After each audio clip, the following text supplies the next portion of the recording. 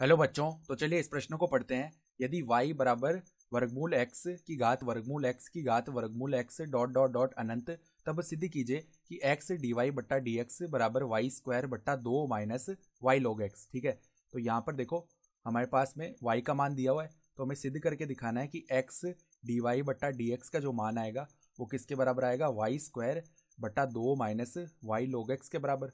तो प्रश्न में आगे बढ़ने से पहले इस प्रश्न से संबंधित जो मुख्य अवधारणा है उसकी हम चर्चा कर लेते हैं।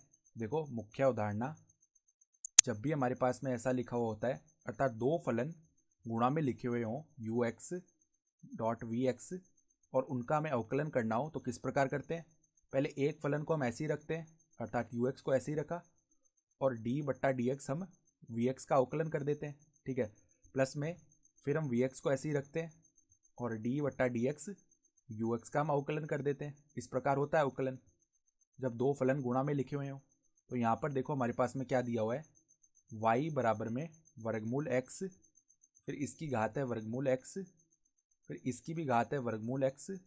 इस प्रकार पद चल रहे हैं अनंत तक। ठीक है, तो ध्यान से देखें तो y बराबर में वर्गमूल x, फिर इसकी घात से देखें तो वर्गमूल x, फिर वापस इसकी घात वर्गमूल x है। तो जो बचे हुए पद हैं इसकी घात में वो y की तरह ही तो है। ठीक है, तो यहाँ पर इसकी घात में हम y भी लिख सकते हैं। ठीक है, क्योंकि अनंत तक वही वही पद वापस चलते जा रहे हैं जो कि y में भी है। तो अब देखो x की घात जो वर्गमूल x है उसका मतलब क्या होता है, x की घात 1/2।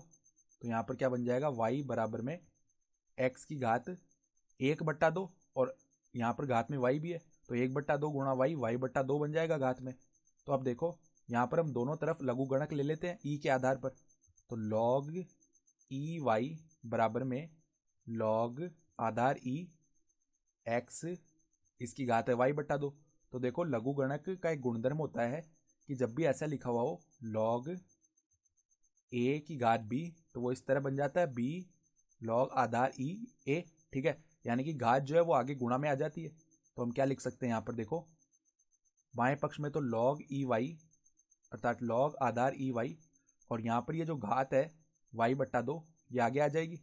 तो y/2 log आधार e और क्या लिखा हुआ है, x लिखा हुआ है।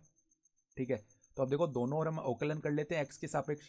तो x के सापेक्ष अवकलन करने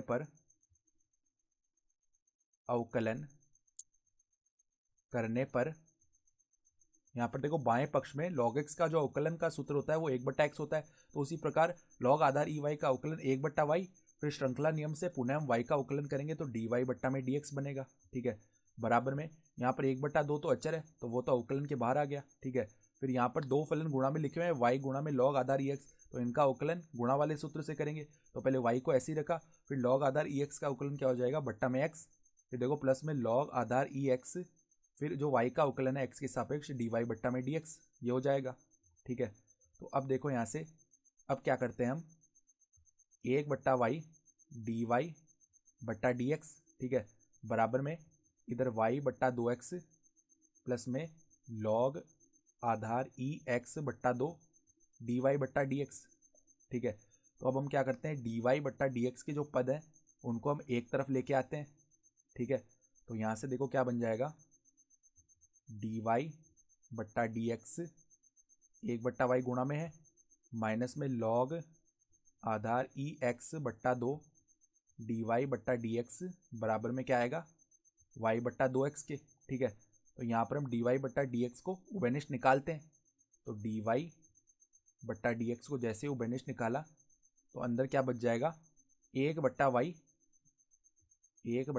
माइनस log आधार ई एक्स बट्टा में 2 और ये किसके बराबर है, ये बराबर है y/2x के।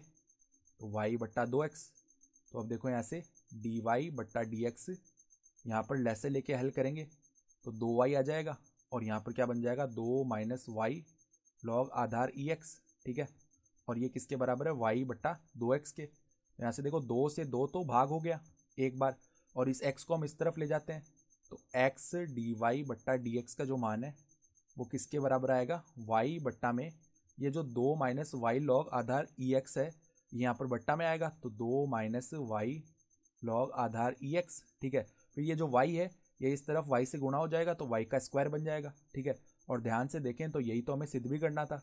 ठीक है, तो हम क्या लिख सकते हैं, इति सिद्धम, अर्थात दी गई उदाहरणा के आधार पर हमने सिद्ध करके दिखा दिया। तो आशा करता हूँ कि आपको ये प्रश्न समझ में आया होगा। धन्यवाद।